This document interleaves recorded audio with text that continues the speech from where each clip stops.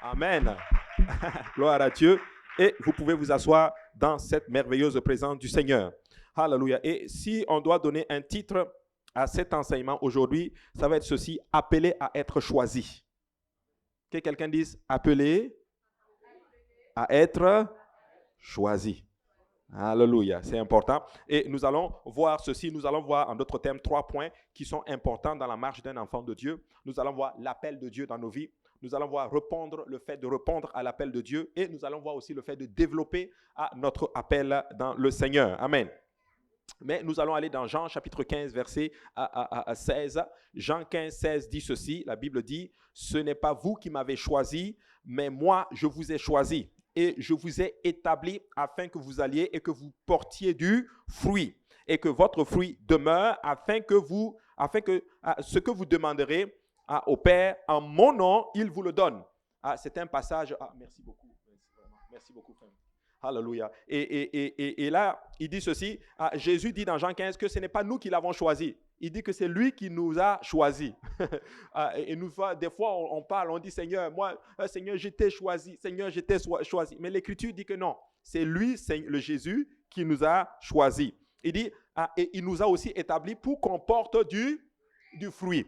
Alléluia. On a étudié je suis allé faire l'étude biblique avec certains frères et nous avons vu ça. Le Seigneur nous a permis de voir ceci. Le Seigneur dit qu'il a donné le jardin à Adam pour et le cultiver, le garder et le cultiver. Et on avait vu littéralement que, il s'en rappelle, les frères. On avait vu que et le Seigneur nous a montré que le fait de cultiver, en fait, Dieu te donne une terre. Le fait de le cultiver, c'est que tu la rends productive afin que cette terre produise des fruits. Amen. Donc, Adam avait une mission de produire littéralement des fruits, en d'autres termes. Et c'est important parce que Dieu nous crée, Dieu nous choisit, Dieu nous sauve pour qu'on porte des fruits. Amen. C'est important. Et on avait réalisé que les inutiles, honnêtement, personne n'en veut. Ça, c'est une triste c'est une réalité. Qui veut quelque chose d'inutile? Amen. Qui veut quelqu'un qui est inutile?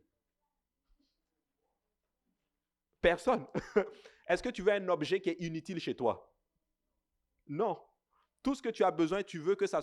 Et quand on achète quelque chose, c'est parce que ça t'est utile. C'est la même chose. C'est pourquoi Jésus dit dans Jean 15 que le sarment qui ne porte pas de fruits, il sera coupé et il sera jeté dehors. Alléluia. Bon, c'est la Bible, c'est pas moi. Hein? Regarde, pourquoi il commence comme ça? C'est pas moi. Mais la Bible dit que nous devons porter des fruits. Et Jésus dit qu'il nous a choisis, il nous a établis afin que nous portons des fruits et que lorsque nous demandions quelque chose en son nom, il nous le donne. Amen. Et regardez, il le dit ceci, afin que vous alliez et que vous portiez du fruit et que votre fruit demeure. Afin que ce que vous demanderez au Père en mon nom, il vous le donne. Alléluia. Donc, c'est important que lorsque nous portons des fruits qui demeurent, ce qu'on va demander à Dieu, Dieu va nous le donner. C'est ça qu'il dit. Amen. Important. Donc, il y a une grande différence entre être appelé et être choisi. Amen. Un pasteur ou un mentor ne peut pas vous appeler ni vous choisir. Mais il peut reconnaître l'appel unique de Dieu dans votre vie et il peut prier le Seigneur, en d'autres termes, pour que l'appel de Dieu se développe, en d'autres termes, dans votre vie. Donc, ton pasteur, il ne peut pas t'appeler. Ton pasteur, il ne peut pas te choisir. Mais ton pasteur peut voir l'appel de Dieu dans ta vie, il peut prier pour toi, il peut t'aider, te donner des outils pour que tu deviennes meilleur. Alléluia. C'est important. Et on le voit même dans le monde. On voit même dans les gestionnaires, les directeurs de section, ceux qui travaillent dans certains domaines. Ils vont voir le potentiel qui est en toi et ils appellent cela un développement de carrière. Quand tu les rencontres, ils parlent de cela, développement de carrière, parce qu'ils voient en toi, il doit te donner les outils pour que tu te développes. Mais c'est important de comprendre que dans le Seigneur, c'est même le même principe. Donc, on peut voir l'appel, mais on va travailler avec toi pour que l'appel se développe dans ta vie. Amen. Donc, c'est important de comprendre ceci. Donc, l'homme sera toujours inclus avec le don qu'il a reçu. Dieu ouvre les portes et personne ne peut fermer les portes. Et il ferme les portes que nul ne peut ouvrir. Je vais dire à quelqu'un aujourd'hui, si Dieu ouvre des portes devant toi, personne ne peut fermer cette porte-là. Si Dieu ferme une porte, personne ne peut l'ouvrir. Et moi, je crois que Dieu va ouvrir des portes pour certaines personnes ici. Dieu va vous ouvrir des portes dans le nom de Jésus. Que le Seigneur vous ouvre des portes en cette nouvelle année qui commence au nom du Seigneur Jésus. Alléluia. Très important. Donc, quand Dieu maintenant ouvre des portes et qu'on reconnaît maintenant qu'il y a des appels, nous devons réaliser et comprendre certaines choses. C'est que dans l'appel, il y a ce qu'on appelle la préparation. Que quelqu'un dise la préparation. Amen. Et la chose la plus importante qu'un ministre, un enfant de Dieu ou un serviteur de Dieu, un servant de Dieu ou quelqu'un qui veut servir Dieu possède, c'est son appel. Et moi, je crois que Dieu appelle tout le monde. Alléluia. Dieu appelle tout le monde, littéralement. Et c'est très bien d'être appelé, mais à quoi vous êtes appelé? Et chacun de vous, vous devez, en d'autres termes, à un moment donné de votre vie, vous pensez, dire, mais à quoi Dieu m'appelle? À quoi Dieu m'appelle? Donc, chacun d'entre vous, vous êtes unique. Que quelqu'un dise unique. Tu es différent. Il y a 7 milliards de personnes sur la face de la terre. Tu es un, unique.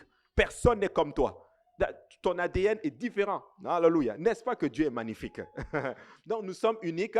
Notre appel est aussi unique, en d'autres termes. Donc, c'est important de comprendre littéralement ces choses-là. Donc, c'est très bien d'être appelé, mais à quoi vous êtes appelé? Chacun d'entre vous, vous êtes unique. Il n'y a pas deux personnes semblables. Et se préparer pour le ministère, ce n'est pas la responsabilité de votre pasteur. Que quelqu'un dise Amen. Appelé pour le ministère, ce n'est pas la responsabilité. Non, pas reçu? Ah, ok, d'accord, je pensais, ok, alléluia. Ce n'est pas la responsabilité de votre pasteur, c'est de votre responsabilité. Quelque chose en vous doit dire ceci, Dieu m'appelle. J'ai vu un jeune, il est venu hier ici, c'est un témoignage magnifique. Il habite à la rive sud. Elle habite à la rive sud. Je vous assure, hier, le Seigneur nous appelle, on allait pour le déposer. C'est terrible. Tu roules, mais tu n'y arrives pas. Tu dis, mais Seigneur, je dis, mais tu habites où? Il habite à la rive sud. Et là, il arrive, il était là en train de prier. Et puis à un moment donné, on était avec le frère Achille, et on lui demande avec le frère Aurélien, on était à l'arrière. Le frère Louis-Paul aussi était là. Et on dit, mais tu es venu comment ici? Il dit, non, je suis venu le réveillon à Saint-Laurent avec des amis. Quand on donnait les annonces, j'ai pris l'adresse, je regardais Église de l'Est, et puis je suis venu. Il y a 1h30, il devait être là, mais vu les conditions climatiques, c'est la raison pour laquelle il n'est pas là. Et voici ce qu'il me dit. Il m'a dit, moi je sais que Dieu m'appelle à être un évangéliste. Je dis, ça c'est bien. Amen. Il dit, Dieu m'appelle à être un évangéliste. Vous savez, nous sommes en train de prier que Dieu nous donne des ouvriers. Alléluia. Je lui ai dit ceci. C'est bien que tu aies l'appel. Et ça confirmait la leçon que je devais enseigner. Parce que je l'avais enseigné le matin à PI. Je lui ai dit ceci. Si tu travailles maintenant ton appel, tu sais qu'il y a l'appel, voici ton appel, maintenant il faut que tu te prépares. Mais ça, c'est ça. Maintenant, ce n'est pas la responsabilité de ton pasteur. Nous, on va te donner des outils. On va prier avec toi, te donner des outils. Et c'est toi maintenant qui vas développer, en d'autres termes, te préparer pour pouvoir entrer dans le plein potentiel dans lequel Dieu t'appelle à faire. Et beaucoup de personnes sont frustrées parce qu'ils ne comprennent pas. Ils pensent que c'est leur pasteur qui va le qualifier pour le ministère. Non, oui. Tu sais, ce n'est pas parce que tu t'habilles comme tel pasteur que tu vas avoir son onction. Amen. Ce n'est pas parce que tu portes les mêmes chaussures que lui que tu vas avoir son onction. Ce n'est pas parce que tu fais telle chose que lui, ou des fois, il y en a qui vont commencer à prêcher comme l'autre, par exemple, à faire comme lui en d'autres termes. Non. Et si tu te préparais, et si tu priais dans le lieu secret, à ce moment-là, Dieu va te qualifier. Dieu peut te donner l'onction de quelqu'un d'autre, mais quand tu marches exactement dans sa vie spirituelle aussi. Parce qu'on ne prie pas comme l'autre, mais on veut avoir l'onction de l'autre. C'est impossible. Amen. Donc, c'est important de comprendre ces choses-là. Vous savez, T.F. Tinney a dit ceci. L'église n'est pas une cour de récréation, mais c'est un champ de bataille. C'est important de comprendre, mes frères et sœurs, que l'église, c'est un champ de bataille. L'église, nous devons travailler. Nous devons chacun de nous réaliser à quoi Dieu nous a appelés. Et le but du ministère n'est pas d'enthousiasmer les foules, non, mais de mener une armée à la guerre. Vous devez comprendre, Église de l'Est, alléluia, que le but ceci, c'est pas une question de gagner, enthousiasmer les gens ou chauffer la salle. Non, c'est amener les gens à être forts dans le Seigneur, à comprendre qu'ils doivent sérieusement vivre pour le Seigneur Jésus-Christ. Alléluia, c'est important. C'est pour ça que nous devons comprendre, mes frères et sœurs, que lorsque nous avançons pour Dieu, nous avançons réellement pour Dieu, mais nous n'avançons pas pour un homme. Alléluia. Beaucoup de personnes, ils avancent, c'est triste à dire, mais ils avancent pour un homme. Mais oui. Donc, c'est important de comprendre ces choses-là. Donc, être choisi par Dieu. Le choix de l'appel dans votre vie est déterminé par l'assiduité de votre préparation. Tout d'abord, avant toute chose, comme on a mentionné, on a dit que le choix de la préparation, elle est importante. Maintenant, ce que tu dois réaliser, c'est que le choix de l'appel dans ta vie, ça va être déterminé par l'assiduité de ta préparation. Dieu choisit en fonction de votre préparation. La disponibilité, c'est bien. C'est un des critères pour que Dieu t'appelle. Mais la disponibilité n'est pas suffisante. Vous devez vous préparer. Et nous allons parler de la préparation tantôt. Donc, le ministère n'est pas une position à temps partiel. Amen. Ce n'est pas une voie facile à suivre. Elle contient des embûches et ce n'est pas en vue. Et malheureusement, aujourd'hui, ce n'est plus vu comme une position d'estime ou de confiance, en fait. Vous savez, aujourd'hui, et je l'ai pensé à un moment donné, c'est que les pasteurs, leur vie, c'est vraiment pas. C'est pas la vie que tu veux. C'est pas une carrière que tu veux embrasser. Que quelqu'un dise Amen. Je sais que je ne suis pas le seul à penser comme ceci. Amen. Pasteur. Pasteur. Je me disais, ils sont pauvres, ils ont une vie terrible, les gens, ils sont là, alléluia, ils sont dans des costumes, alléluia. Alors que non, ce n'est pas ça. C'est bon le ministère, c'est bon le travail de Dieu. Mais là, le ministère, ce n'est pas forcément le pastorat. Le ministère, c'est tout simplement travailler, servir les gens pour Dieu. Faire le service de Dieu, littéralement. Et quand tu comprends les choses comme ceci, ça change la donne. Et laissez-moi vous dire que ce n'est pas parce que tu sais Dieu que tu es obligé de vivre dans la pauvreté. Dieu peut te bénir. Que quelqu'un dise Amen. Gloire à Dieu. Vous savez, Winston King a dit ceci. Pourquoi s'abaisser à devenir roi alors qu'on peut être un prédicateur? Alléluia. Pourquoi s'abaisser? Il dit pour lui, c'est s'abaisser. Pourquoi il dit abaisser? Parce que si Dieu t'appelle à être un prédicateur, et que tu vas faire autre chose, tu es en train de te rabaisser. Alléluia. Si Dieu t'appelle à le servir d'une telle façon et que toi tu le fais d'une autre façon, tu es en train de te rabaisser. Donc nous devons comprendre que Dieu veut nous utiliser. Alléluia. Quand tu as donné ta vie à Jésus pour la première fois, tu t'es repenti. Alléluia. Certains d'entre vous, vous êtes repentis. Probablement c'était à cet hôtel. D'autres c'était sur un autre hôtel. D'autres c'était peut-être à Saint-Laurent. D'autres c'était dans une autre église ou dans un autre contexte.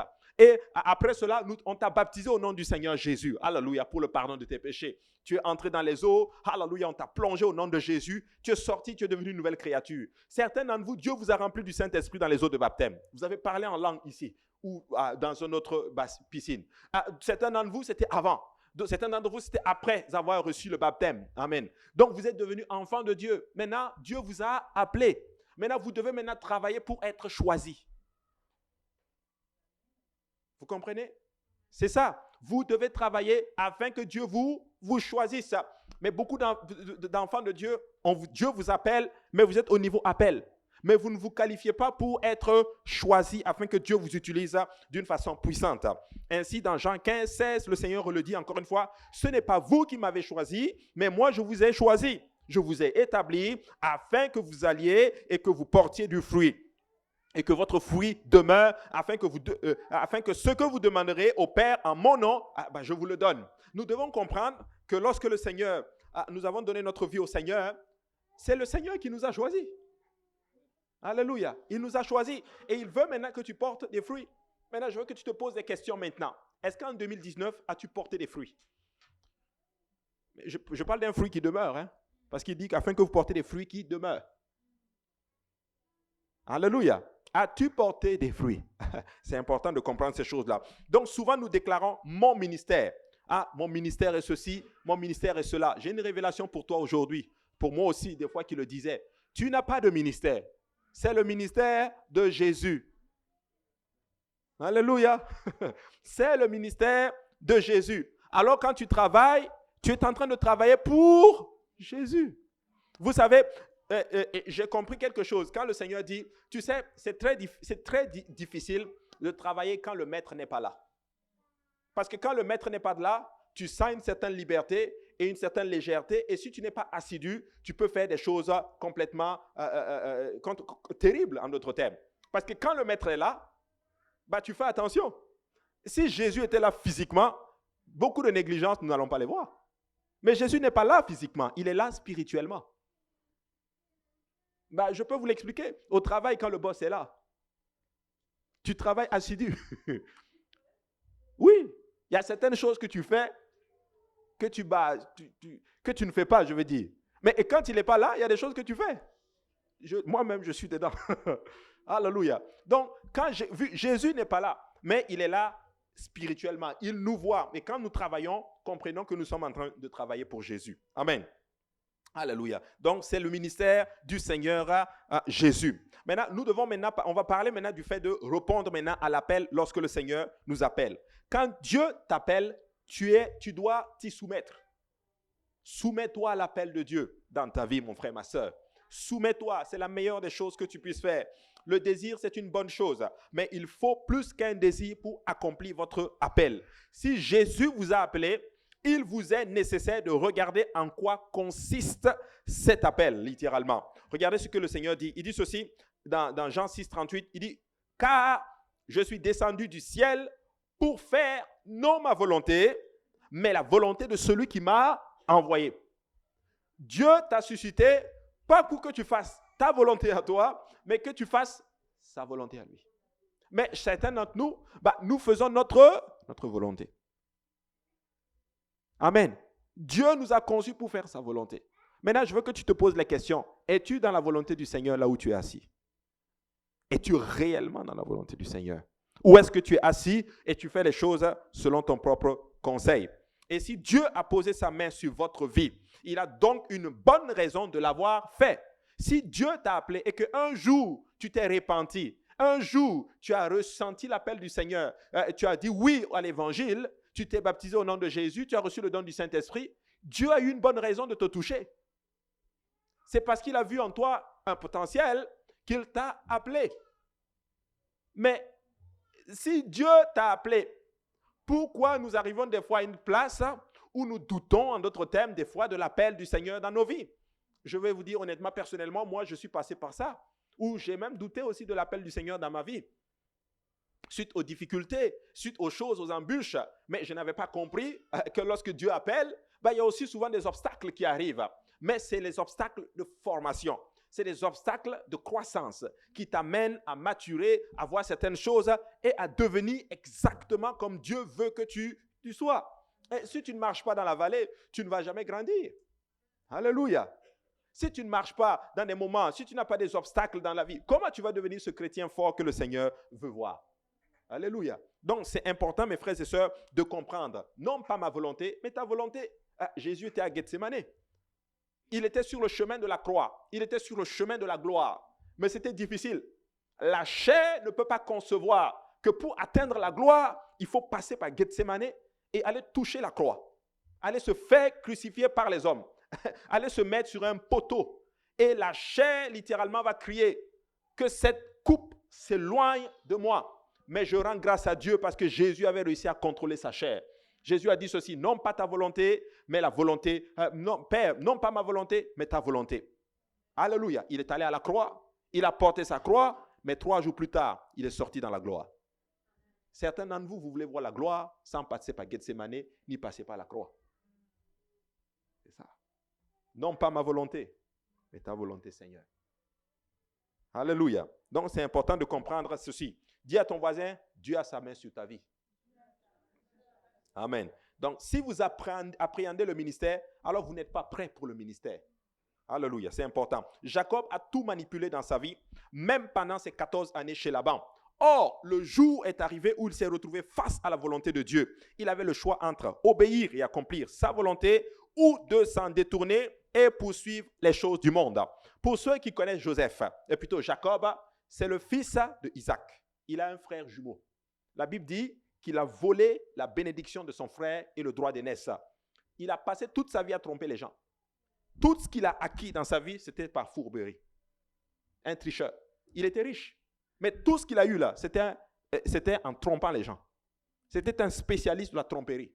Jacob pouvait te vendre ton propre stylo. Il prend le stylo là, c'est pour toi, hein, mais il te vend ça. Et tu achètes ça avec intérêt. Il était ça. Toute sa vie. Je n'ai jamais compris sa maman. Dieu dit à sa maman, il y a 2 nations dans ton ventre. Le plus petit sera plus grand que le plus grand. Que le plus grand. Mais quand l'enfant naît, elle l'appelle tricheur. C'est terrible ça. Dieu t'a dit que le petit sera grand. Mais quand il sort, toi tu l'appelles tricheur. Quel nom donnez-vous à vos enfants? Hein? J'ai regardé, c'est juste une blague. Hein? C'est vraiment juste une blague. Peut-être vous allez rigoler. Des fois, j'aime bien regarder les blagues aussi. Ça me détend. Alléluia. C'est un monsieur qui racontait la blague. Il dit que non, que son pasteur lui a dit que tout ce que faut faire attention à ce que tu dis à l'enfant, parce que ce que tu dis à l'enfant, ça peut le suivre. Vous connaissez cette blague-là? Hein? Et puis là, un monsieur lui dit que lui, quand il est rentré chez lui, maintenant, quand il va insulter son enfant, il dit « espèce de DG ». Toi, avec ta tête de milliardaire, là.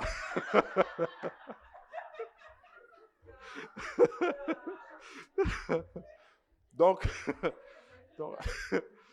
apprenez à bénir vos enfants. Espèce de DG. Donc, maman Rebecca, bon, pas elle ici, mais maman Rebecca de la Bible, alléluia, a dit il sera un tricheur. Et toute sa vie, il a triché. Mais à un moment donné, il a rencontré Jésus. Il a rencontré le Seigneur. Il était seul. Il a passé du temps. La Bible dit qu'il a laissé partir toute sa famille sur le chemin pour aller rencontrer Ésaü. Tu sais, dans ta vie, à un moment donné, tu vas devoir faire face à Ésaü. Pour affronter Ésaü, il faut que tu aies affronté le Seigneur avant. C'est ça. Quelqu'un m'a dit ceci un jour, que quand Ésaü venait pour trouver Jacob, il est venu, mais il n'a pas vu Jacob, il a vu Israël. Il a vu quelqu'un qui avait déjà rencontré le Seigneur. Il avait été transformé par Dieu. Je vais vous dire notre problème aujourd'hui, mes frères et sœurs. Nous sommes des fois, certains sont là à l'église depuis 5 ans, 7 ans, 8 ans, 15 ans, 20 ans, mais nous n'avons pas eu de rencontre qui nous a transformés. Vous n'avez pas encore été à Péniel. Parce que Péniel, c'est le lieu de transformation. C'est le lieu où il a rencontré le Seigneur et il le dit lui-même, j'ai rencontré Dieu face à face. Mon âme a été changée. Mon âme a été sauvée. Attends, il était passé d'abord par où? Par Bethel, la maison de Dieu. Tu peux être à l'église pendant longtemps, mais ta vie n'a pas été transformée par le Seigneur. C'est ça. Moi, je prie que vous ayez une rencontre spéciale avec le Seigneur en cette nouvelle année qui commence. Une rencontre qui change ta vie, mais pour de bon. Alléluia. C'est ça. Et quand il fait face à Ésaü, il n'a plus peur. J'ai rencontré le Seigneur. Il m'a changé. Je suis prêt à te rencontrer, Ésaü. Et la Bible dit qu'il a dit ceci à son frère, j'ai regardé ta face comme on regarde la face de Dieu. Nous devons sérieusement entrer dans une intimité avec le Seigneur où il nous change totalement. J'ai dit ceci à un frère hier. Tu sais, j'ai envie de le rencontrer encore à nouveau. J'ai déjà rencontré Jésus, mais je veux le rencontrer encore une fois, dans une autre dimension. Tu dois le rencontrer. Et quand tu le rencontres à cette dimension-là, il change ta vie. Tu entres maintenant, tu sors de l'état d'être appelé à être choisi. Amen. Alléluia. C'est important de comprendre ces choses-là. Vous savez, tout le monde peut être appelé. Dieu peut utiliser tout le monde. Mais le degré à laquelle Dieu va nous utiliser, ça va dépendre de ton degré de consécration. Que quelqu'un dise Amen. Ah oui, c'est ça. Donc, Jacob a tout manipulé. Mais le jour, il devait justement faire un choix. Alléluia. Jusqu'à sortir de là complètement brisé. Pour être vraiment choisi, vous devez laisser Dieu vous briser. Vous devez laisser Dieu enlever ce qui est en vous et qui n'est pas bon. C'est important. Dieu doit nous briser. Il l'a dit lui-même dans les Écritures. Il dit ce que tu prends plaisir, c'est un esprit brisé. Un esprit où l'orgueil c'est le frein. Nous tous, on en a. L'orgueil là, nous tous, on en a. Une bonne dose. Mais il faut que Dieu travaille ceci. Dieu a brisé Jacob en cassant littéralement sa hanche. Alléluia. En cachant sa hanche littéralement. Mais il est sorti de là complètement transformé. Alors mes frères et sœurs, alors pour répondre à l'appel de Dieu, nous devons laisser Dieu nous briser. Nous devons entrer dans une intimité avec le Seigneur, qu'il traite en nous ces choses-là qui nous empêchent, sinon ça peut même te coûter ton salut. Pourquoi perdre le salut littéralement? Pour des choses vaines. Pour les choses de ce monde. Et même, en tout cas, le Seigneur est vraiment bon. T.F. Tini encore dit ceci, il a dit ceci, Un homme n'est pas digne d'être suivi, à moins qu'il ne boite. Amen. Ça veut dire que la personne a rencontré le Seigneur et Dieu l'a frappé et la personne boite. C'est-à-dire que la personne n'appuie plus sur sa marche, la personne s'appuie sur le Seigneur qui est le rocher. Frères et sœurs, je suis en train de vous parler, je suis convaincu que je parle à quelqu'un. Écoutez-moi bien, laissez-moi vous dire que si vous voulez voir la gloire de Dieu, vous devez rencontrer le Seigneur. J'ai prié à l'école biblique pour les frères, je leur ai dit, Dieu me met à cœur de vous faire une prière spéciale pour vous. Je vais prier pour vous que cette année, vous ayez une intimité intense avec Jésus. Je veux le rencontrer. À une autre dimension. C'est ça, mes frères et sœurs. Nous devons, un esprit brisé doit venir dans votre vie à un tel point que rien ne compte à part la volonté de Dieu. Comment tu peux laisser la volonté de Dieu juste pour la volonté personnelle? Ce que je dis, je me le prêche à moi aussi. Alléluia, très important. Maintenant, quand Dieu appelle, nous devons laisser Dieu nous briser. Nous devons laisser Dieu travailler en dedans de nous. Alléluia, pour que nous puissions répondre à l'appel du Seigneur. Une autre chose que nous devons comprendre avec l'appel, c'est que nous devons estimer l'appel de Dieu. Que quelqu'un dise, estimer l'appel de Dieu. Maintenant, comment reconnaîtrez-vous votre appel? Le Seigneur ouvrira des portes devant vous. Alléluia. Il va ouvrir des portes devant toi. Et tu vas savoir que, oh, Dieu est en train de m'appeler là. Et il va en fermer d'autres. Il va en fermer d'autres. Donc, et il va le fermer, bien sûr, en fonction de votre préparation et à l'importance que vous lui accordez. Si vous accordez de l'importance à ce que Dieu vous a appelé à faire, Dieu va ouvrir les portes. Si Dieu t'a sauvé et que, par exemple, la maison de Dieu, c'est important pour toi, lire la parole de Dieu, c'est important pour toi, servir Dieu, c'est important pour toi, en fonction de ceci, Dieu va commencer à ouvrir maintenant des portes devant toi. C'est important de comprendre ces choses-là. Et quand Dieu va ouvrir ces portes devant toi, oh, l'Éternel est en train de m'appeler ici. Le problème avec beaucoup de personnes, c'est qu'ils aiment l'appel. Ils sentent même l'appel, mais ils négligent, ils n'estiment pas l'appel. Vous êtes devenus des Ésaü qui méprisent littéralement votre droit d'aînesse, qui méprisent littéralement le don qui est sur vous. L'Écriture dit spécifiquement que c'est ainsi qu'Ésaü méprisa son droit. Et l'Écriture dit aussi que Dieu a aimé Jacob, bien qu'il était tricheur, mais il a haï Ésaü parce qu'il a méprisé l'appel. Mes frères et sœurs, ne méprisons pas ce que Dieu a mis en nous. Ne méprisons pas ce que Dieu vous a appelé à faire. C'est important de comprendre ça. La valeur de votre appel sera en accord avec le sérieux que vous accordez à votre préparation. Alléluia. Si c'est sérieux, si tu accordes du sérieux, ça va marcher aussi avec l'appel. Matthieu chapitre 21, versets 42 à 46 nous dit ceci. Jésus leur dit, n'avez-vous jamais lu dans les Écritures, la pierre qu'ont rejetée ceux qui bâtissaient est devenue la principale de l'angle. C'est du Seigneur que cela est venu et c'est un prodige à nos yeux. L'Écriture dit, c'est pourquoi, je vous le dis, le royaume de Dieu sera enlevé, vous serez enlevé et sera donné à une nation qui rendra les fruits. L'Écriture dit ceci, que le Seigneur va prendre le royaume aux Juifs et il va le donner à une autre personne, à d'autres personnes. Eux là, ils vont rendre les fruits. Ça veut dire quoi? Ça veut dire que quand on ne donne pas du sérieux à ce que Dieu nous a donné, Dieu le donne à quelqu'un d'autre. Excusez-moi de vous dire ceci. Certaines personnes, ou nous tous, certaines choses que certaines personnes ont, c'est toi qui devais l'avoir en fait. Certaines choses que d'autres font, c'est toi qui devais le faire en fait. Alors mes frères et sœurs, comprenons que quand Dieu vous a appelé, c'est pour que vous devez faire les choses pour lui faire plaisir et non pour faire plaisir aux hommes. Alléluia. Très important.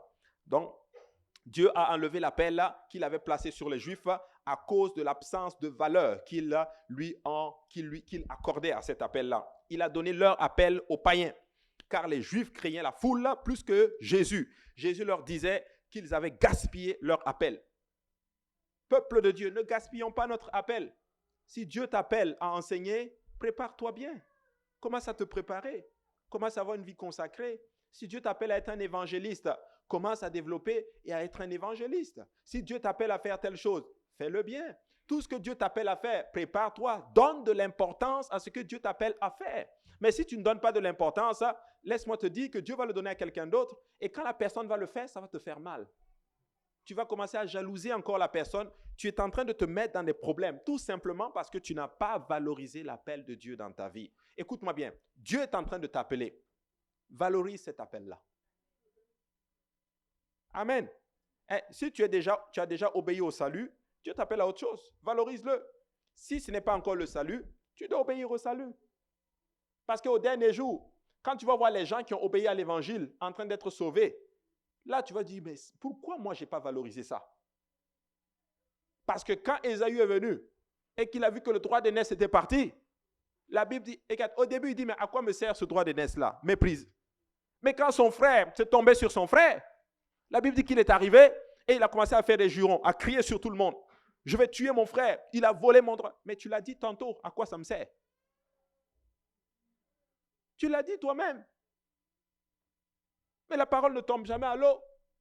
Vous connaissez cette écriture qui dit en Afrique, qui dit que l'eau qui verse, qui est versée là, tu ne peux pas prendre le sable et puis le saurer pour le récupérer, cette eau-là. Vous connaissez cette expression? C'est ça. Qu'est-ce que vous faites avec ce que Dieu vous a dit de faire? Alléluia. C'est important de comprendre ces choses. Si vous valorisez Dieu, laissez-moi vous dire que vous serez un champion. Dieu aura sa main sur vous. Ah oui. Ah oui. Tu valorises Dieu, Dieu aura sa main sur toi. Tout ce que tu vas faire, on va voir la main puissante de Dieu sur toi. Ah oui. Ah, Néhémie l'a dit. Il l'a dit avant d'aller, il dit la bonne main de Dieu était sur moi. C'est ce que Néhémie a dit ou pas? Il l'a dit. A-t-il réussi son projet? Bien qu'il y aurait Samba, là, Tobija et le troisième. Il a réussi son projet.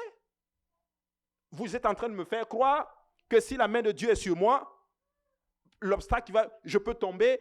Mais non, si la main de Dieu est sur moi, il n'y aura aucun obstacle qui va me faire, qui va m'empêcher de réussir. C'est ça. Mais comment on attire la main de Dieu sur nous? En valorisant son appel. C'est ça. Ah oui, c'est ça. C'est ça. On peut même arrêter la prédication ici. C'est tout. Il faut valoriser l'appel de Dieu.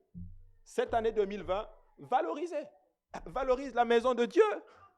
Valorise ton temps de ta relation avec Dieu, ton temps de prière. Valorise tout. C'est important. C'est important, mes frères et sœurs. Donc, en tout cas, on va continuer. Donc, ça, c'est vraiment valoriser l'appel. Ensuite, nous allons parler maintenant de développer l'appel. Une parabole au sujet d'être appelé. On connaît cette parabole-là, elle se trouve dans Matthieu 22, on va l'étudier. Mais ceux qui étaient appelés n'ont pas été choisis. Vous connaissez cette expression? Il y a beaucoup d'appelés, mais peu sont choisis. Vous savez, cette parole me fait très peur dans la Bible. Vous vous rendez compte qu'au dernier jour, on arrive, et puis Dieu dit, je ne te connais pas. Vous vous rendez compte de ça? C'est-à-dire que tu arrives, et Jésus-Christ, le Seigneur de gloire, te dit, toi, je ne te connais pas, je ne t'ai jamais connu. Tu dis, mais comment ça, tu ne m'as jamais connu? C'est moi qui faisais tout ça, là. C'est terrible. Je n'ai pas envie d'avoir une mauvaise surprise. Mais oui, il y a beaucoup d'appelés, mes frères et sœurs. Le monde nous le montre. Quand il y a un appel d'offres, on dit appel d'offres, les gens donnent leur CV. Mais combien de personnes sont prises? Ceux qui se sont réellement préparés, vous allez me dire, on est dans un monde parfait, il faut avoir les bras longs et toutes ces choses. Oui, c'est vrai. Mais écoute-moi bien. Si tu t'es préparé comme il se doit, dans les normes, tu vas être pris. Amen. C'est aussi simple que cela. Regardez, Jean 22, 1 et 14 dit ceci. Jésus aimait beaucoup enseigner en parabole. Jésus prenant la parole, donc Jean 22, verset 1, Jésus prenant la parole leur parla de nouveau en parole. Il dit, le royaume des cieux est semblable à un roi qui fit des noces pour son fils. Il envoya des serviteurs appeler ceux qui étaient invités aux noces. Mais ils ne voulaient pas venir. Un roi fait la noce, il dit, venez à ma fête. Eux, ils ne veulent pas venir. Vous vous rendez compte? Un roi t'invite, toi, tu ne veux pas y aller. Je peux comprendre que quelqu'un t'invite, tu ne veux pas y aller, mais un roi. Si Justin Trudeau vous invitait tous ici chez lui, là, vous tous vous allez aller acheter un nouveau costume pour y aller là-bas. C'est la vérité. Le roi les invite. Ils ne viennent pas. Et regardez ce qui se passe. Il envoya encore d'autres serviteurs 2 fois. Dites aux conviés, voici, j'ai préparé mon festin, mes bœufs, mes bêtes grasses sont tués, tout est prêt, venez aux noces. Mais sans s'inquiéter de l'invitation, ils s'en allèrent. Celui-là a son champ, celui-là a son trafic, et les autres se saisirent des serviteurs, les outrageaient et les tuèrent. Le roi fut irrité, l'Écriture dit. Il envoya ses troupes, fit périr ses meurtriers et brûla leur ville. Alors il dit à ses serviteurs, les noces sont prêtes, mais les conviés n'en étaient pas dignes. Moi j'ai ça à faire, moi j'ai ça à faire, moi j'ai ça à faire. Dieu dit, ok, parfait, tu n'es pas digne. Tu n'es pas digne de mon repas. J'ai fait la fête, ce n'est pas pour toi. Et il dit ceci, mais les noces sont prêtes, mais les conviés, allez donc dans les carrefours et appelez aux noces tous ceux que vous trouverez. Ses serviteurs allèrent dans les chemins, rassemblèrent tous ceux qu'ils trouvèrent, méchants et bons. Même les méchants. T'imagines, Dieu dit, ok, si toi tu ne veux pas le faire, même un méchant peut prendre ta place. Les méchants, il dit ceci, les méchants et les bons, et la salle de noces fut pleine de convives. Le roi entra pour voir ceux qui étaient à table. Et il aperçut là un homme qui n'avait pas revêtu un habit de noces. Il lui dit, mon ami, comment es-tu entré ici sans avoir un habit de noces? Cet homme eut la bouche fermée. Alors le roi dit au serviteur, liez les pieds et les mains et jetez-le dans les ténèbres du dehors, où il y aura des pleurs et des grincements de dents, car il y a beaucoup d'appelés, mais peu d'élus. Vous savez ce qui se passe ici? La salle est pleine. Il y a des bons et des méchants. Le roi commence à marcher, probablement pour saluer les convives. Après, il voit quelqu'un qui n'a pas les habits de noces. Il n'a pas les habits de noces. Et le roi lui dit, attends mon ami, toi tu es rentré comment ici? Cette personne a été enviée à des noces. C'est un endroit où on doit se préparer pour y aller. Lui, il allait comme ça, sans vêtements de noces. Certains enseignent que cette personne avait le baptême du Saint-Esprit, si on prend contemporainement, baptême du Saint-Esprit, mais il n'avait pas le baptême d'eau. Le Saint-Esprit, quand tu l'as, tu parles en langue, quand la trompette va sonner, tu vas monter. L'Écriture dit, si l'esprit de celui qui a ressuscité Christ est en vous, ce même esprit va vous ressusciter au dernier jour. Dit à peu près, je paraphrase. Donc, si tu as le Saint-Esprit, tu montes. Mais, si tu n'as pas les vêtements de noces, qui est le nom de Jésus, parce que la Bible dit que ceux qui ont été baptisés au nom de Jésus, vous avez revêtu Christ. Donc, si tu n'as pas le vêtement de noces, tu arrives dans la salle avec ton Saint-Esprit, il dit, mais tu n'as pas aussi les vêtements de noces. Non, va-t'en. Voici pourquoi Jésus dit, il faut que tu naisses d'eau et d'esprit. Je vais te donner le carburant pour monter, et je te donne aussi le vêtement de noces, qui est mon nom. Alléluia. Donc, ça c'est une autre façon de comprendre ce passage-là. Mais vous allez comprendre ce passage-là d'une autre façon. Ils ont été appelés, mais tous ne sont pas venus. Il les appela de nouveau, mais ils n'ont pas prêté attention à l'invitation. L'autre dit, j'ai ma ferme. L'autre dit, j'ai mes affaires. J'ai ma carrière. J'ai mon jardin. Je dois m'occuper de ma retraite. Ça, c'est ce que beaucoup de gens font aujourd'hui. Moi, j'ai tout. J'ai ça, j'ai ça, j'ai ça, j'ai ça à faire. J'ai ma retraite, ma carrière. Mais Dieu t'a appelé. Le roi t'a appelé. Hein? Il t'a appelé. Ce sont des pauvres excuses. Il est normal de pouvoir aux besoins de nos familles. Ça, c'est tout à fait normal. Mais vous devez avoir une priorité dans votre vie. C'est l'appel de Dieu. C'est plus important pour toi que toute autre chose. Faire l'œuvre de Dieu, faire la volonté de Dieu, dire oui à Jésus, là, c'est la meilleure chose que tu peux faire. Hein? C'est ça. Et l'autre dit, la Bible dit qu'ils ne s'inquiétaient pas. Ce qui signifie en grec, ils étaient négligents et qu'ils négligeaient l'appel de Dieu. Je vous en prie, ne négligez pas ce que Dieu est en train de nous a donné, en train de faire. Vous savez, entre nous les hommes, il peut y avoir des quiproquos. Je voulais juste dire ce terme, vous allez penser que je suis intelligent. Quiproquo veut dire, il peut y avoir des incompréhensions. C'est tout à fait normal parce que nous sommes sur la terre des hommes. Mais mes frères et sœurs, pardon. Regarde l'appel de Dieu. Regarde à Dieu. Des fois, j'ai envie juste de dire, à cause de Dieu, fais ce que Dieu te demande de faire. C'est ça qui compte. Mais oui, Ce que tu fais va perdurer. Pour Dieu, ça va perdurer. Alléluia. C'est important. Et ils ne s'inquiétaient pas. Ils ont négligé l'appel de Dieu. Leur priorité était déplacée. Alléluia. Regardez au verset 8 et 10. Remarquez, dans le verset 10, c'est marqué, ils ont rassemblé les bons et les méchants. Au verset 11 et 12, cet homme n'a pas pris le temps de se préparer pour l'appel. Il a eu l'appel. Il était volontiers à aller à l'appel, mais sans préparation. Amen. Sans préparation. Et Chorale, je vais vous parler aussi. Si vous savez que Dieu vous a appelé ici, préparez-vous. Prenez ça au sérieux. Faites vos prières, vos répétitions et tout. Je me le prêche à moi aussi. Si Dieu m'appelle à faire son office ici, je dois me préparer. Je dois prier, chercher la face du Seigneur, lire la parole de Dieu, comprendre toutes ces choses. Si toi, Dieu t'appelle d'abord à obéir à l'évangile, tu dois te préparer en obéissant. Si Dieu t'appelle à évangéliser, prépare-toi. Si Dieu t'appelle à enseigner, enseigne, prépare-toi. Si Dieu t'appelle à faire un travail quelconque pour son œuvre, fais-le. Prépare-toi pour que ça arrive. Sinon, ça va juste être du gâchis. Amen. Au verset 14, l'Écriture dit ceci, car il y a beaucoup d'appelés, mais il y a peu d'élus. Ceux qui avaient été appelés n'en étaient pas dignes, car ils n'appréciaient pas la valeur de leur appel. Leur priorité n'était pas au bon endroit. Entre l'appel et les noces, il y avait un habit de noces à revêtir. Que quelqu'un dise un habit de noces. Un certain homme ne s'était pas préparé en revêtant l'habit requis. Ses mains et ses pieds furent liés, et il fut jeté dans les ténèbres et il eut la bouche fermée. Comprenez que ce n'est pas ma parole. C'est la parole de Dieu. L'Écriture dit que il a été lié. Il était dans les noces, il est rentré. Mais il n'avait pas les vêtements. Il ne s'y était pas préparé.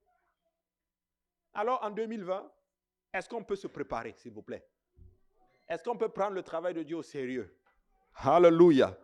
Ah oui, c'est ça. Il faut prendre ça au sérieux. Si tu ne prends pas au sérieux, ça va te dépasser. Et puis, c'est nous qui allons, nous risquons à ce moment-là de perdre. Amen. Donc, il devait se préparer. Ses mains furent liées malheureusement. Quand Dieu place un appel dans votre vie, dans la vie de quelqu'un, il ne veut pas que cette personne soit liée. Je vais vous dire une chose. L'appel de Dieu, ce n'est pas pour te lier. L'appel de Dieu va t'amener à être libre. Oh, alléluia. C'est bon de faire. Oh, je vous assure. Moi, je me suis lié, moi, personnellement, pendant longtemps. Dieu m'a appelé. Oui, Dieu m'a appelé. C'est vrai. J'ai commencé à travailler pour le Seigneur, mais avec beaucoup de fausses conceptions.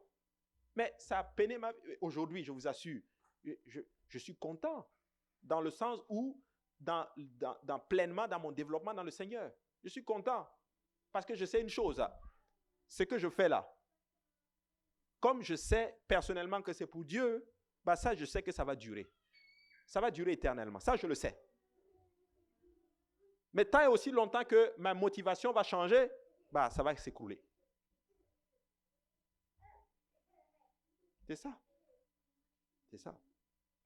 Donc, mes frères et sœurs, comprenons que c'est important de répondre à l'appel du Seigneur. Alléluia. Quand Dieu touche, Dieu ne veut pas que tu sois lié. Maintenant, nous allons parler de l'importance des priorités et de la prière. Matthieu 6, 21 dit ceci, car là où est ton trésor, là aussi sera ton cœur. Là où est ton trésor, là aussi sera ton cœur. Combien de temps consacrez-vous à la prière et à l'étude? C'est ça. Combien de temps consacrons-nous à la prière, mes frères et sœurs? Parce que moi, je crois que si on prie, on va vaincre beaucoup de choses. C'est vrai. Ah oui. Ah oui. Moi, tu sais, je ne demande pas grand-chose à Dieu. Je vous assure. D'autres veulent ça. Moi, je veux juste une intimité avec Dieu. C'est vrai. Je veux être l'ami de Dieu. C'est-à-dire que je vais arriver à une place, même en 2 secondes, j'invoque Dieu, la présence de Dieu se manifeste. Mais ça passe comment? En passant de temps avec Jésus. Mais oui. Quand tu passes du temps dans la présence du Seigneur, et laisse-moi te dire, quand on dit que nous sommes positionnés en Christ dans les lieux célestes, ça veut dire beaucoup de choses. Ça veut dire que tu es sur la terre là, mais toi tu n'es même pas d'ici. Tu es dans le spirituel. Tu transiges des transactions avec Dieu. Je vais dire ça comme ça. C'est ça. C'est ça. Et nous devons, et quand on va arriver à cette place-là, mes frères et sœurs, laisse-moi te dire que tu es un bulldozer spirituel. L'apôtre Paul, quand tu lui parlais, certains écrits disent que quand tu le voyais physiquement, il n'était pas si impressionnant que ça. Il n'avait pas le charisme, un gars physique fort, charisme d'un leader. Non. Quand tu le voyais, on te dit, lui c'est Paul. Tu ne vas même pas le croire. Mais sa plume était oint. C'était un géant spirituel. Ah, c'est ça. C'est l'intimité avec Dieu. La différence entre tel et tel en cette année et qui va perdurer, ça va être votre intimité avec Dieu.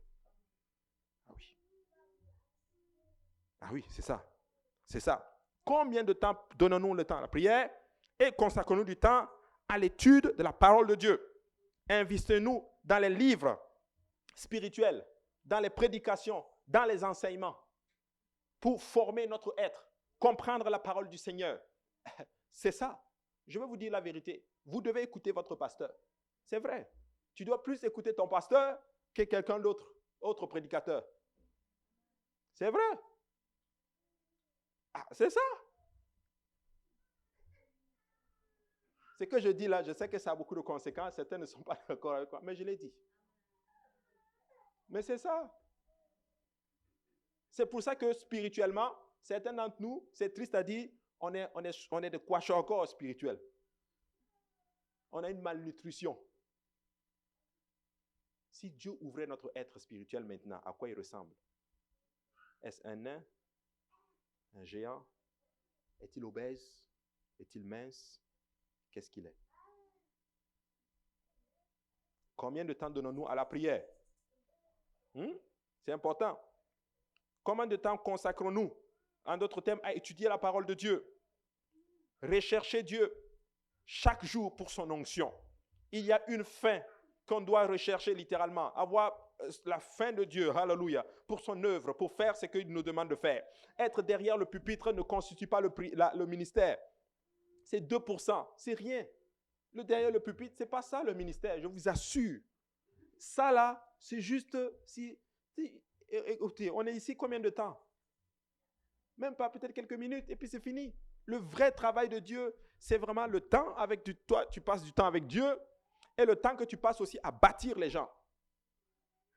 Mais oui, que Dieu vous donne l'esprit des bâtisseurs, que vous bâtissez les gens. Des gens solides pour le Seigneur Jésus. Alléluia. C'est ça. Mais oui.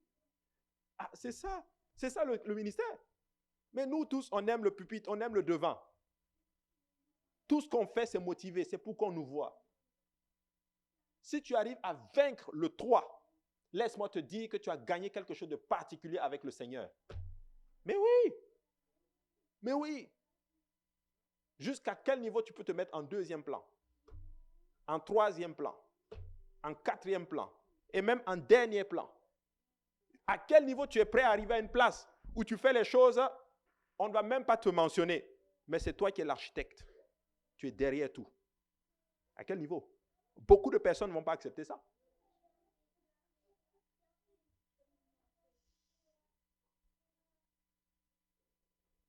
Mais Jésus dit ceci, que quand tu rentres dans le lieu secret, ton Père qui voit dans le lieu secret, tout ce que tu fais dans le lieu secret, il te le rendra. Mais oui. Je suis arrivé ce matin, je voyais quelqu'un qui nettoyait le sous-sol là. J'ai vu ça. On n'a pas vu.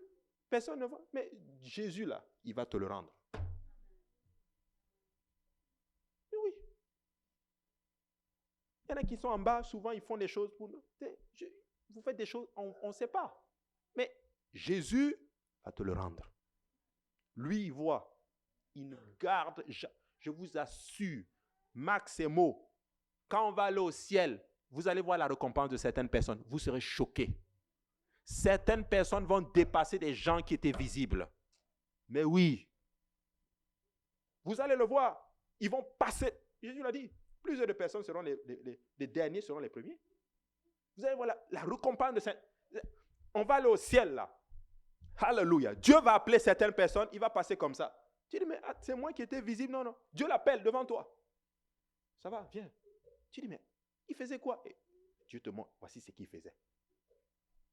Mes frères et sœurs, je vous en prie, aujourd'hui là, comprenons que nous sommes en train de travailler pour le Seigneur des Seigneurs. Comprenons ça. Tu n'as pas encore compris. On prêche, tu crois que tu as compris, mais tu n'as pas compris. Tu travailles pour Jésus. Alléluia. C'est ça. C'est ça. Les ministres naissent au travers des prières secrètes. Mais oui. Et David, on va pour oindre le roi d'Israël. Le petit était au champ. Le petit ne savait même pas que Dieu a ordonné à son prophète d'aller oindre le nouveau roi. Lui, il est en train de travailler. Ses frères le négligent. Son père même le néglige. Son père, il n'est même pas considéré comme le fils digne de succéder. Mais le petit était assis. L'autre passe. Ah, non, pas lui. L'autre passe. Ah, non, pas lui. Isaïe, c'est ton dernier fils? Non. C'est tous tes fils là? Non, il y en a un autre. Il y en a un autre. Lui, il est au champ. Allez l'appeler. Le petit arrive. Tout le monde voyait dans ce petit un simple petit. La Bible dit qu'il était blond aux yeux bleus. C'est quelque chose comme ça, non? Un petit. Il ne ressemblait même pas à un roi. Mais dans ce petit-là se cachait un roi que Dieu a vu. Mes frères et sœurs, je vous en prie, que notre mentalité change. Oh oui. Oh oui. Apprenez à regarder au-delà de vos 5 sens. S'il vous plaît. Que Dieu te donne une vie spirituelle, Dieu m'a donné une révélation. J'ai amené ma mère hier à l'aéroport. Dieu m'a donné ça comme ça, une révélation. C'était terrible. Je ne sais pas si c'est une révélation ou si c'est une parole de connaissance ou une parole, je ne sais pas, mais en tout cas, c'était puissant. Moi-même, j'étais impressionné. On conduisait. Ma mère a beaucoup souffert dans la vie. Et puis là, on marchait, on roulait, on partait à l'aéroport. Puis là, je lui dis, maman. Elle dit oui. Elle dit, j'ai dit, tu vois comment tu as souffert dans la vie? Elle me dit oui. Mais si Dieu t'avait montré ces moments-ci que nous sommes en train de vivre maintenant, tu n'aurais jamais pleuré tout ce temps-là. Elle me dit, ça c'est vrai. Je dis, c'est ça qu'on appelle la foi. Si tu avais la foi à ce moment où tu souffrais, Dieu te donnait un œil spirituel capable de voir ce moment-ci, tu n'allais jamais pleurer et déprimer tout ce temps-ci. C'est ça la foi. Apprenez à voir plus loin. Il y aura des jours meilleurs. Il y aura des jours meilleurs que ce que tu vis maintenant. Au nom de Jésus-Christ. Oui. Vois plus loin. Et arrête de déprimer. C'est du temps que tu perds. Et beaucoup pleurent. Elle m'a dit, ah c'est vrai. Elle m'a dit, je ne vais plus pleurer. C'est ça. Tu n'as plus besoin de pleurer. Il y a des jours meilleurs. Un temps viendra. Il n'y aura plus de maladie. Un temps viendra. Hey, il n'y aura plus de souffrance. Un temps viendra. Il n'y aura plus tous ces moments. Mais nous serons dans la gloire de Jésus. Nous serons avec lui. Alléluia. Et cela pas pour un temps, pour toujours. Pour toujours. Alléluia. Donc c'est important. Il dit ceci, Matthieu 6, mais quand tu pries, entre dans la chambre, ferme la porte et prie. Ton Père qui est dans le lieu secret et ton Père qui voit dans le lieu secret te le rendra. Prier dans l'église est une bonne chose, mais la prière collective ne formera pas le prédicateur. Vous devez passer du temps seul à seul avec Dieu dans la prière personnelle. C'est l'onction qui vous aidera à accomplir le ministère de Dieu dans votre vie. Comprenez qu'on ne va pas faire ceci dans la chair. Ah oui, je sais qu'il y en a qui font tout des choses dans la chair. Comprends-moi bien, la chair ne va pas aller bien loin. Ici, ça ne va pas aller bien loin. Ici, bien loin. Ici, bien loin. Ici, bien loin. Ici, bien loin. C'est pour ça que il va en parler samedi. Il va revoir. Quand on est rentré dans le ministère, là-bas, Saint-Laurent, on signe la feuille. Ici, un peu moins. On est un peu plus lousse. Pasteur Abou est plus lousse. Tu sais, moi, je peux être très lousse. Mais est-ce que ça va t'aider?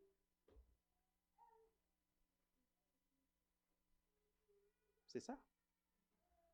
C'est ça. C'est ça. Nous avons besoin d'onction. Que quelqu'un dise onction. Il y a deux choses qui peuvent être, il y a deux choses qui ne peuvent être enseignées ou données par l'homme. Vous ne pouvez pas lire dans un livre et les apprendre. Ces deux choses sont l'onction et la sensibilité spirituelle. Personne ne peut t'enseigner ça. Je ne peux pas te dire c'est quoi l'onction. Je peux juste te dire quand ce n'est pas l'onction. Oh oui. Quand tu pries et que tu passes du temps avec Dieu et que tu demandes à Dieu, aide-moi Seigneur, moi je veux te connaître. Moi je veux passer du temps avec toi. Il va te oindre. Même si tu fais des fautes, Dieu va oindre ça. Vous savez comment Dieu m'a montré ça? Qui connaît Josué? Josué est dans la Bible. Hein? C'est dans la Bible. Oui. Josué combattait qui? Les Gabaonites. La Bible dit qu'il a demandé au soleil et à la lune, plutôt au soleil, c'est ça? Corrigez-moi un peu si je me trompe, de s'arrêter. C'est ça, non? Pour que lui gagne. C'est ça?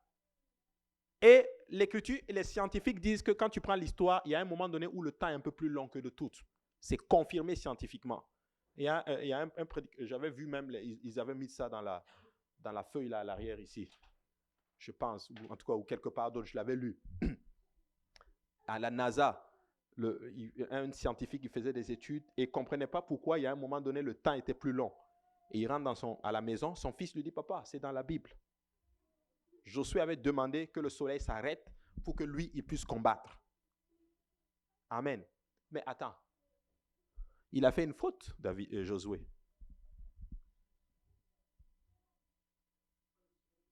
Ce n'est pas le soleil, c'est la terre qui s'arrête. C'est ça, non? C'est le contraire. C'est ça. Il a fait une faute grammaticale, enfin une faute scientifique. Mais même le fait qu'il a fait une faute scientifique, Dieu a honoré ce qu'il a demandé. C'est ça que tu dois comprendre dans le texte.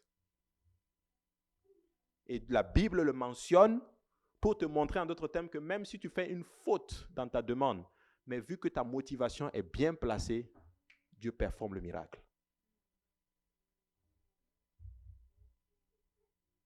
C'est ça. Alléluia. C'est important. Donc, nous devons comprendre ces choses-là. Donc, j'ai bientôt terminé avec cette leçon-là aujourd'hui. Donc, elles viennent de Dieu seul et sont transmises au travers de votre prière personnelle. Vous pouvez perfectionner votre français, votre éloquence. Toutefois, vous ne pouvez pas apprendre l'onction. Tu sais, d'autres disent, oh, moi je veux me mettre sous tel pasteur. Comme ça, son onction va couler sur moi. C'est bien.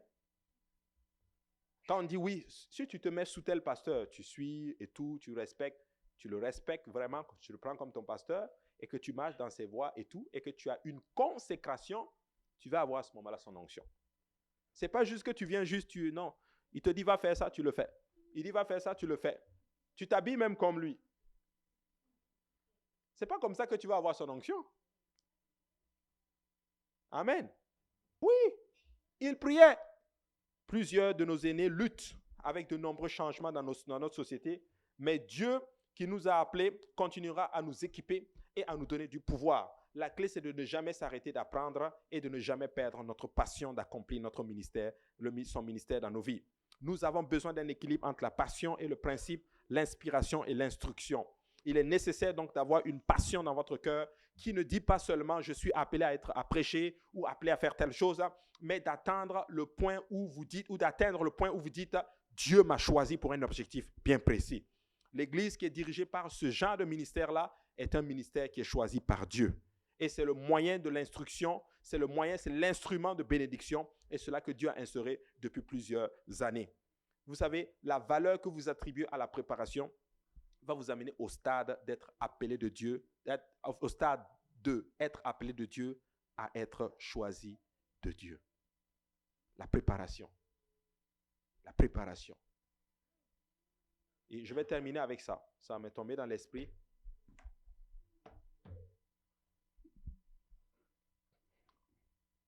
Tu vas arriver à une place d'onction. Tu peux même être plus loin que même ton pasteur. C'est vrai.